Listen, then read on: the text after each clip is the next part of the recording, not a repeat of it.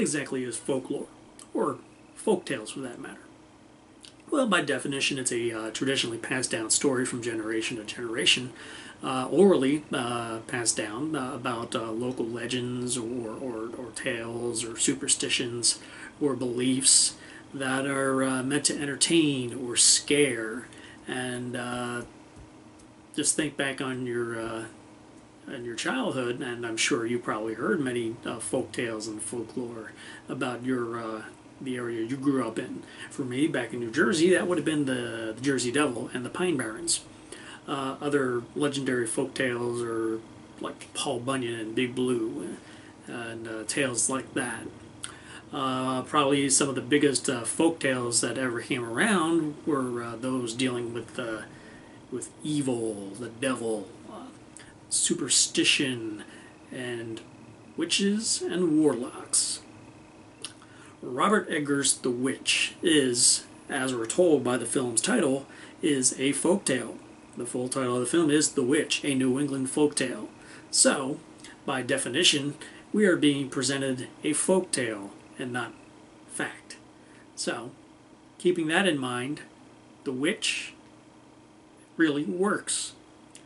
The film takes place in 17th century New England, where a family is cast out by the village for various reasons that go against the puritanical belief system, and the family refuses to get in line with what the village wants and the elders want. So they are cast out and forced to find their own meager existence in the unknown frontier of New England.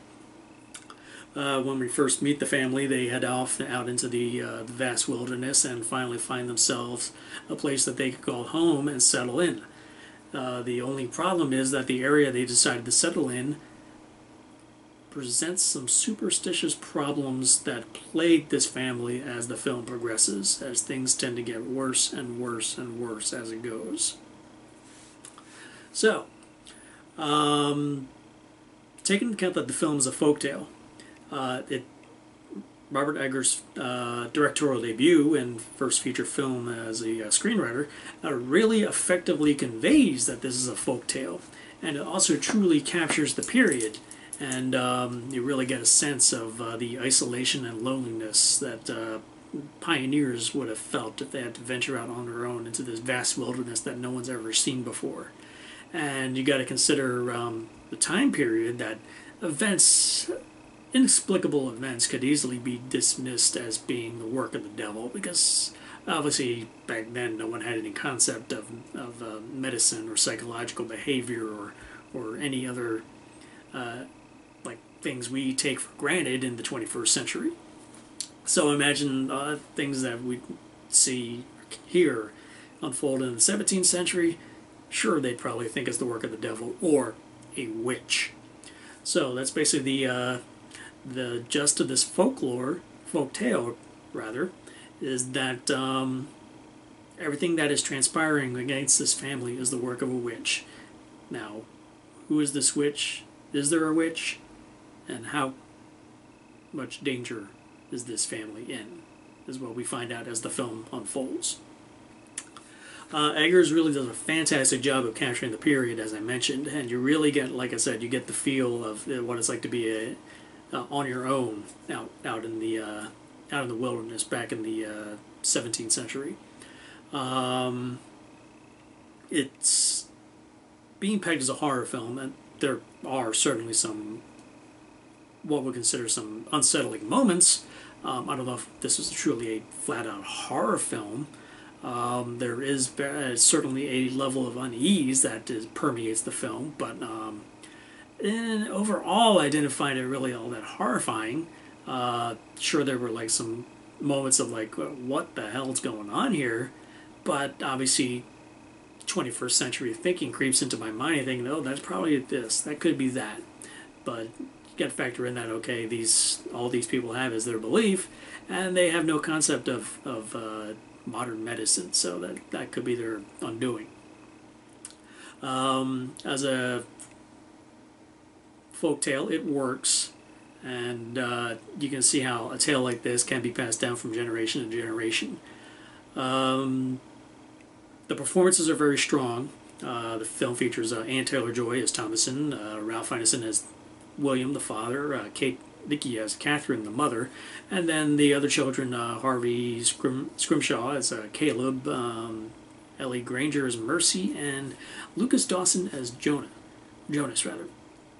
And the two younger ones were hit and miss in performance-wise, but the four main leads, sorry, are actually pretty good. The cinematography on the film is great. It really casts a very dour look on this period. And the score, in particular, is very much like the heartbeat of the film, because at times, without the score, it would feel like there's really absolutely nothing going on. But then when the score kicks in, it sets the mood and sets the tone. But there are times where the score gets a little overbearing, and it's almost like a bait and switch, where it feels like it's setting like a big event, but really, not really. I mean, it's like you could take a moment and just like switch it out with like Strauss's also Sprague's Zarathustra or something like that, and and it would be probably just as effective, different but effective. The score is marked by Mark Corvin. And it's overall it's pretty good, except for the little moments where it just seems a little heavy-handed. The movie itself, overall, it's a solid film. It didn't particularly blow me away as a horror film. I wouldn't even qualify it as a horror film, more of a supernatural drama.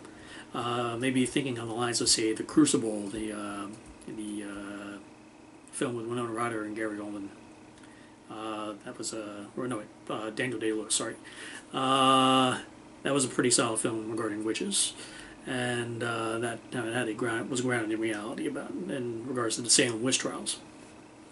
But this film in particular, I mean, I enjoyed it. I mean, it didn't blow me away, and it's like it had some unsettling moments, but I was with it completely up until the final moments of the film, where it just kind of, even though as long as I kept in the mindset that I'm dealing with a folktale, it's great, but because reality and modern thinking kept creeping in, the final moments just took me out of the film and almost felt tacked on. But again, it's just finding that balance between grounding in reality and telling a folktale, but it's just because the reality of it, because the way the film was presented, it almost felt like it's a factual account. And the ending itself, it just felt tacked on. But then again, I remember kept reminding myself, okay, this is a folktale, so there are going to be embellishments. But I was in a mindset of taking it in as one thing, and I guess you could say once the ending occurred, that it kind of threw me and took me out. But again, thinking of it as a folktale, it works. But in the mindset that the movie put me in, it just seemed out of place and tacked on. So The Witch, a New England folktale, I would give 3.5 stars out of 5. It's a pretty effective, atmospheric, supernatural thriller. I don't know if I'll qualify it. Again, wouldn't qualify it as a horror film, but it's definitely worth checking out. So 3.5 stars for The Witch. If you like this review, hit that like button below. So have you seen The Witch? We're looking forward to The Witch. Do you know any folktales from your local region? Please comment below. I'm curious to find out. And if you haven't already subscribed to my channel, please do, so you can stay on top of my reviews as they come in. And as always, if you have the opportunity, please check out ErnieTrinidad.com so you can see the movie news and more of my movie reviews. So until next time, we'll see you at the movies.